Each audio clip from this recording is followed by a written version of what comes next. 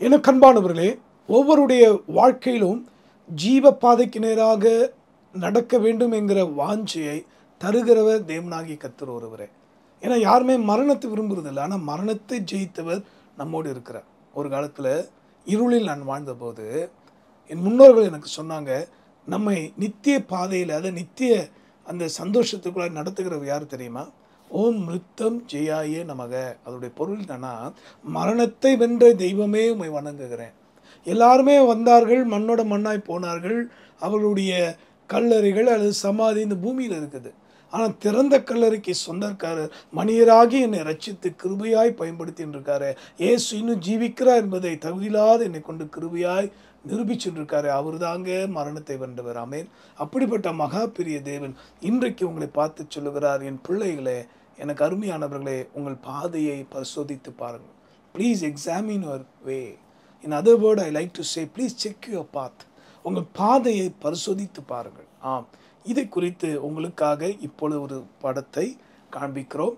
அதை சற்று உற்று கவனிப்பீர்களா? உங்களுக்காக அந்த படத்தில் இருக்கிறதான வார்த்தைகளை படிக்க நாம் கேட்க போகிறோம். உங்களுக்காகவே இதோ. தவறான பாதையில் கூட்டத்தோடு செல்வதை விட சரியான பாதையில் தனி நபராய் செல்வதே சிறந்தது. இன்னும் ஒரு அருமையான வார்த்தைகள் பார்த்தீங்களா? தவறான பாதையில் கூட்டத்தோடு செல்வது போல. ஒரு கெட்ட விஷயம் இல்லை ஒரு தப்பான விஷயம் இல்லை யாரோ ஒருத்தரை பற்றி இன்னொருத்தர் அவதூறு பேசுகிறாருன்னா அந்த தகாத அருவருப்பான விஷயம் பாலமாக பறந்துடுது, வேகமாக போகிறது. ஆனால் ஒரு நல்ல விஷயம், ஒரு உதாரணத்துக்கு இந்த கிராமத்தில் இருக்கக்கூடிய ஒரு அருமையான ஒரு குடும்பத்தார், ஒரு அருமையான மாணவி இந்தியாவிலே ஒரு சிறப்பான இடத்துல வந்திருக்கிறார், அல்லது இப்படிப்பட்ட ஒரு நல்ல குணத்தோடு ஒரு மருத்துவர் குறைந்த ஃபீஸ் வாங்கி ஆயிரக்கணக்கான மக்களுக்கு அவர் நல்ல ட்ரீட்மெண்ட் கொடுக்குறார். இப்படிப்பட்ட விஷயங்கள்லாம் போய் சேர்றது ரொம்ப ஸ்லோவாக இருக்குது. உதாரணத்துக்கு சொல்கிறேன், ஆனால் இங்கே சொல்லப்பட்டிருக்கு, தவறான நபர்களோடு கூட்டத்தில் போய் இருப்பதை காட்டிலும் நல்ல காரியத்தை அறிந்து கொண்டு அதன்படி நடக்கிற ஒருவேளை நான் தனி நபராக இருக்கலாம். இதோடைய பொருள் என்னன்னா, நீங்கள் உங்கள் பாதையை தயவு செய்து சோதித்து பாருங்கள். உன் நண்பர்கள் யார் என்று சொல், நீ யார் என்று நான் சொல்லுகிறேன் என்று ஒரு பழமொழி உண்டு. இதை கேட்கிற நண்பானவர்களே, தகாத பழக்கங்கள், தகாத கெட்ட பழக்கங்கள், தகாத காரியங்களுக்கு உன்னை நடத்தி செல்கிற ஒரு பெரும் கூட்டம் இருக்கலாம். நீ அந்த கூட்டத்தில் இருக்கிறியா? இல்லை இப்படி தான் ஒழுக்கமாக வாழணும், இப்படி தான் இந்த பரிசுத்தமான கடவுளை தேடணும், இயேசுவின் ரத்தத்தால் கழுவப்பட்டாதான் மோட்ச ராஜ்யத்துக்கு போக முடியும், இயேசுவின் போதனைகளின்படி நடந்தாதான் அந்த நித்திய ராஜ்யத்தில் அடைய முடியும் என்கிற நல்லதை சொல்லக்கூடியவர்களோடு நீ நடக்கிறாயா? சிந்தித்து பாருங்கள். மேலும் உங்களுடைய புரிந்து கொண்டு நீங்கள் நடக்க வேண்டும் என்பதற்காக வாஞ்சையோடு கர்த்தர் காண்பித்த வார்த்தைகள் உங்களுக்கு சொல்லுகிறேன், கவனமாக கேளுங்க. மத்தேயின் புஸ்தகத்தில் 7ஆம் அதிகாரம் 13-14 வசனத்தை படிக்கும்போது, when you read Matthew chapter 7 verses 13 and 14, இடுக்கமான வாசல் வழியாய் உட்பிரவேசியுங்கள், கேட்டுக்கு போகிற வாசல் விரிவும் வழி விசாலமுமாய் இருக்கிறது, அதன் வழியாய் பிரவேசிக்கிறவர்கள் அநேகர்.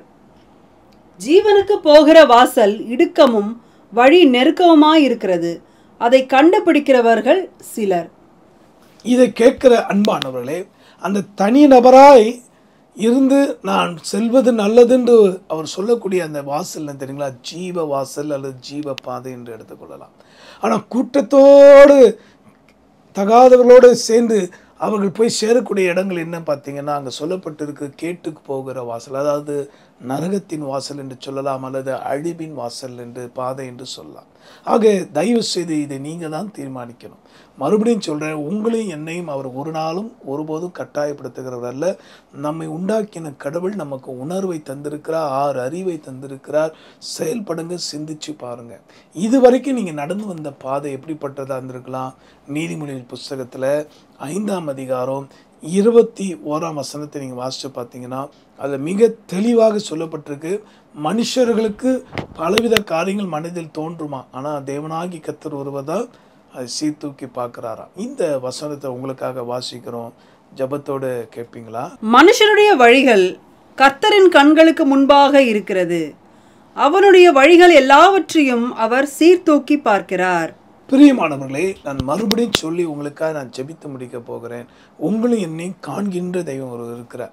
என்னுடைய செய்தியில் கூட யூடியூப்பில் கூட யார் கண்ணாயிரும் என்ற தலைப்பில் நான் பேசியிருக்கிறேன். விருப்பமானவர்கள் அதை தொடர்ந்து பார்த்து ஆண்டோடைய கிருபையினால் ஆசீர்வதிக்கப்படுவீங்க நம்புகிறேன். மற்றவங்களுக்கு சொல்லுங்கள். ஏனென்றால் கண்கள் 1000 கொண்டவர் தான் நம்மை படைத்த தேவன். அவர் பூமி எங்கும் அவருடைய கண்கள் உலாவி கொண்டு இருக்கணும் வேதம் சொல்லுகிறது. ஆனால் நீதிமான்களையோ நோக்கி பார்க்குறா என்று சொல்லப்பட்டிருக்காக. ஜீவ பாதையா மரண பாதையா அதை நீங்கள் தான் தீர்மானிக்கணும். ஐயா நான் அடுத்த வாரம் பார்க்குறேன் ஐயா, அடுத்த மாதம் நான் பார்த்துக்கிறேன் ஐயா, அல்லனா மறுபடியும் என்னுடைய பிறந்த நாள் வரும் அன்றைக்கி நான் பார்த்துக்கிறேன். இல்லை பிரியமானவர்களே, இந்த செய்தியை நீங்கள் கேட்டுக்கொண்டிருக்க நேரத்தில் நம்முடைய சூழ்நிலை எப்படி என்று நமக்கு தெரியாது. நாளை தினத்தை பிறப்பதை நீ அறியாயோன்னு வேதத்தில் சொல்லப்பட்டிருக்கு. ஆகவே இது ஒரு நல்ல வாய்ப்பு, இது நல்ல சந்தர்ப்பம். நீ கூட்டத்தோடு நரகத்துக்கு போகிறத காட்டிலும் ஒரு தனி நபராய், அதான் வேதத்தில் கிருபையாக சொல்லப்பட்டிருக்கு, கோத்திரத்துக்கு ஒருவனும் ஜாதிக்கு ஒருவனுமாய் கத்த தெரிந்து கொண்டிருக்கிறார். இன்றைக்கும் கூட நீங்கள் ஜீவ பாதையில் நடக்க வேண்டும். அப்படி நடக்கிற நபர்களாக இருப்பீங்க. ஆனால் எந்த சூழ்நிலையும் மஞ்சக சாத்தான் கேட்டுக்கு போகிற வழியில் தெரிந்து கொள்றவர்கள் அநேகர். ஆனால் அந்த இடுக்கமான வாசலில் தெரிந்து கொண்டு நடக்கிறவர்கள், ஜீவனுக்கு நேராக நடக்கிற சிலரே. நீங்களே அதுவாக இருக்கக்கூடாது. உங்களுக்காக நான் ஜெபிக்க போகிறேன்.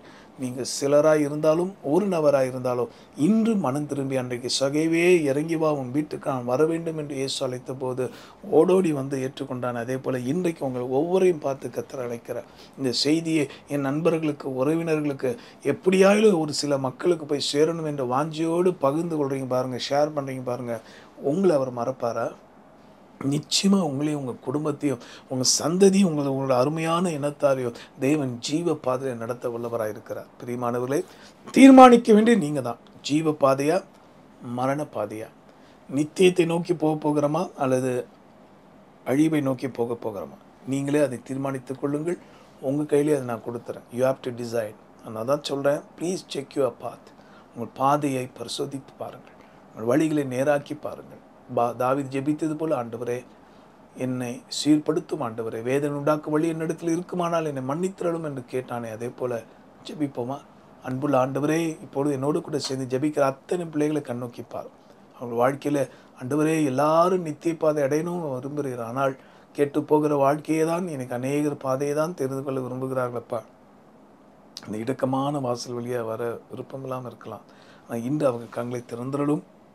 இப்பொழுதும் கூட இவங்கள் வாழ்க்கையில் ஒரு அதிசயத்தை செய்து ஜீவ வழியை நடத்த வேண்டுமா ஜெபிக்கிறேன். காத்துக்கொள்ளும் ஜீவாதிபதி இயேசு மூலமாக வேண்டுகிறோம் எங்கள் நல்ல பிதாவே, ஆமேன். மறுபடியுமாக அந்த ஃபோட்டோவை பாருங்கள். உங்களுக்காக அந்த வார்த்தையை இப்போ படிக்க போகிறாங்க. கவனமாக கேளுங்க.